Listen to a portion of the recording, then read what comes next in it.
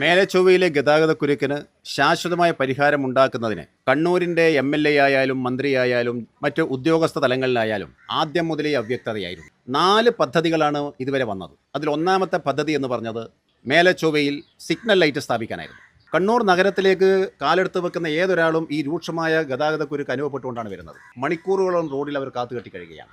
അപ്പോൾ ഒന്നാമത്തെ പദ്ധതിയായ ലൈറ്റ് സ്ഥാപിക്കാൻ, സിഗ്നൽ ലൈറ്റ് സ്ഥാപിക്കാൻ അത് സ്ഥാപിച്ചു. ലക്ഷങ്ങൾ ചെലവഴിച്ചാണ് സ്ഥാപിച്ചത്. പക്ഷേ വ്യാപകമായ പരാതി വന്നു, ഡ്രൈവർമാർക്ക് സിഗ്നൽ കാണുന്നില്ല, അശാസ്ത്രീയമാണ്, അതുകൊണ്ട് പൊളിച്ചു മാറ്റി. ലക്ഷങ്ങൾ പഴയി. രണ്ടാമത്തെ പദ്ധതി എന്തായിരുന്നു? നമുക്കറിയാം, മേലെച്ചൊവ്വയിൽ എത്തുന്ന ഏതൊരാളെയും രണ്ടാമത്തെ പദ്ധതി എന്തായിരുന്നു? മേലെച്ചൊവ്വയിൽ വരുന്ന ഏതൊരാളെയും സ്വീകരിക്കുന്നത് ഒരു വലിയ ആൽമരമാണ്. അവിടെ എത്തുന്ന ഏതൊരാൾക്കും വലിയ തണലേകുന്നൊരു മരം. ഫെബ്രുവരി മാസം മുതൽ മെയ് മാസം വരെ പുഷ്പിച്ച് നിൽക്കുന്ന ആൽമരം, ചുവന്ന പുഷ്പങ്ങളായിരുന്നു. അത് നമുക്ക് താണ കഴിഞ്ഞാൽ കണ്ണോത്തുചാൽ എത്തുമ്പോൾ തന്നെ ആ മരങ്ങളെ നമുക്ക് കാണാം. നന്ദിലത്തിൻ്റെ അവിടെ നിന്ന് തന്നെ നമുക്ക് ആളുകൾക്ക് കാണാം. അപ്പോൾ അങ്ങനെയുള്ള മരത്തെ മുറിച്ച് മാറ്റി. അതുപോലെ അവിടെയാണ് വലിയ കിണറുണ്ടായിരുന്നു, നല്ല ആഴത്തുള്ള കിണറുണ്ടായിരുന്നു.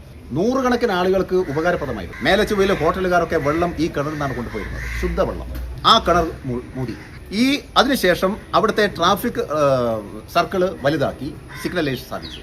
അതും പരാജയപ്പെട്ടു. അതിൻ്റെ പേരിലും ലക്ഷങ്ങൾ പോയി. മൂന്നാമത്തെ പദ്ധതി മന്ത്രി കടന്നപ്പള്ളി MLA കൂടിയായ, കണ്ണൂരിൻ്റെ MLA കൂടിയായിരുന്നല്ലോ, അദ്ദേഹത്തിൻ്റെ നേതൃത്വത്തിൽ സംസ്ഥാന സർക്കാർ, അന്നത്തെ സംസ്ഥാന സർക്കാർ മുമ്പോട്ട് വെച്ച പദ്ധതി അണ്ടർപാസ് നിർമ്മിക്കുക. അണ്ടർപാസ് നിർമ്മാണത്തിന് വേണ്ടി കൂടുതൽ പ്രാഥമികമായ പ്രവർത്തനങ്ങൾ നടത്തി, പഠനങ്ങൾ നടത്തി, അതിനുവേണ്ടി ലക്ഷങ്ങൾ ചെലവഴിച്ചു.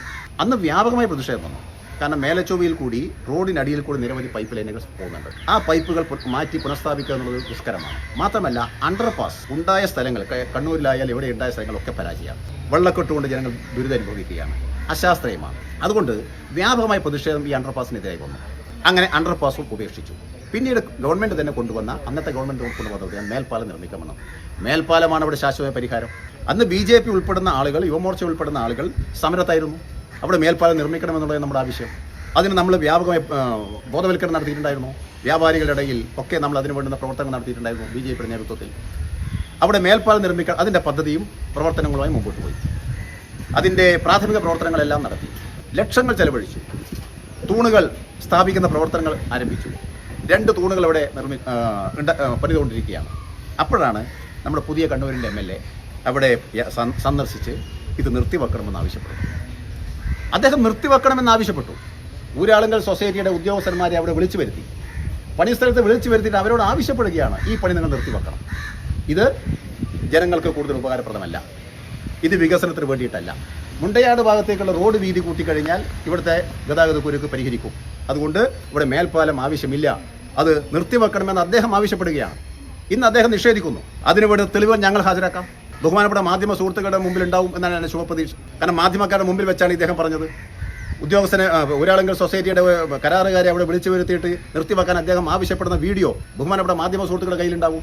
അന്ന് വീഡിയോ ഞാൻ കണ്ടിട്ടുണ്ട്. ഇന്ന് അദ്ദേഹം പറഞ്ഞു ഞാനത് പറഞ്ഞിട്ടില്ലെന്ന്. വികസന വിരുദ്ധമായൊരു സമീപനം ഒരു MLA ഭാഗത്തുനിന്നുണ്ടാവാൻ പാടില്ല. അവിടെ അദ്ദേഹം മുമ്പോട്ട് വെക്കുന്ന ന്യായീകരണം എന്താ? മുണ്ടയാട് ഭാഗത്തേക്കുള്ള റോഡ് വീതി കൂട്ടിക്കഴിഞ്ഞാൽ അവിടെ മേൽപ്പാലത്തിൻ്റെ ആവശ്യമില്ല. മുണ്ടയാട് ഭാഗത്തേക്കുള്ള റോഡ് വീതി കൂട്ടിക്കഴിഞ്ഞാൽ അങ്ങേ ഭാഗത്തേക്ക് പോകാൻ വാഹനങ്ങൾക്ക് സൗകര്യമാണ്. ഇന്ന് മുണ്ടയാട് ഭാഗത്തേക്ക് പോകുന്ന വാഹനങ്ങൾക്ക് ഒരു സുഖമായി പോകാൻ കഴിയും മുണ്ടയാട് ഭാഗത്തേക്കുള്ള റോഡ് വീതി കൂട്ടിക്കഴിഞ്ഞാൽ. പക്ഷേ മുണ്ടയാട് ഭാഗത്ത് നിന്ന് കണ്ണൂരേക്ക് വരുന്ന വാഹനങ്ങൾ നമ്മുടെ നിലവിലുള്ള ഹൈവേ ക്രോസ് ചെയ്തുകൊണ്ടേ അവർക്ക് വരാൻ കഴിയൂ. അങ്ങനെ വരുമ്പോഴാണല്ലോ അവിടെ കുരുക്ക് വരുന്നത്. ചിലപ്പോൾ 3ഉം 4ഉം ട്രാഫിക് പോലീസുകാർ അവിടെ നിന്നുകൊണ്ടാണ് അവിടുത്തെ ഡ്യൂട്ടി നിയന്ത്രിക്കുന്നത്. നമുക്ക് കാണുന്നുണ്ട്. പലപ്പോഴും നമ്മൾ ആളുകൾ അവിടെ മണിക്കൂറുള്ള റോഡിൽ കഴിയുന്ന സാഹചര്യമുണ്ട്. ഇത് സംഭവിക്കുന്നത് ഈ ക്രോസിംഗ് വരുന്നത് കൊണ്ടാണ്. അപ്പോൾ ക്രോസിംഗ് ഇല്ലാതിരിക്കണമെങ്കിൽ കണ്ണൂർ തലശ്ശേരി ഭാഗത്തേക്ക്, കണ്ണൂർ കൂത്തുപറമ്പ് ഭാഗത്തേക്ക് മേൽപ്പാലം ഉണ്ടെങ്കിലേ ഗതാഗതക്കുരുക്ക് പരിഹാരം ഉണ്ടാവൂ. ഇല്ലെങ്കിൽ എന്ത് വേണം? ഇല്ലെങ്കിൽ മുണ്ടയാട് ഭാഗത്തേക്കുള്ള റോഡ്, ആ റോഡ് വൺ വേ ആക്കാതെ 2 ഭാഗത്തേക്കും, മുണ്ടയാട് നിന്ന് കണ്ണൂരേക്കും കണ്ണൂരിൽ നിന്ന് മുണ്ടയാട് ഭാഗത്തേക്കും പോകാനുള്ള വീതി, അത്ര വീതി അവിടെ കൂട്ടണം. പക്ഷേ അപ്പോഴും ഉണ്ടാകുന്ന മറ്റൊരു സാങ്കേതികത്വമുണ്ട്. കാരണം അങ്ങനെ ആ വഴി വരുമ്പോൾ വാഹനങ്ങൾക്ക് കാൽടെക്സിലേക്ക് പ്രവേശിക്കുമ്പോൾ, അല്ലെങ്കിൽ കണ്ണൂർ ടൗണിലേക്ക് പ്രവേശിക്കുമ്പോൾ റോഡിൻ്റെ ഇടതുഭാഗത്തേക്ക് കടക്കണമല്ലോ. അവിടെയും ക്രോസിംഗ് വേണം. എവിടെയായാലും ഒരു ക്രോസിംഗ് ഇല്ലാതെ പറ്റില്ല.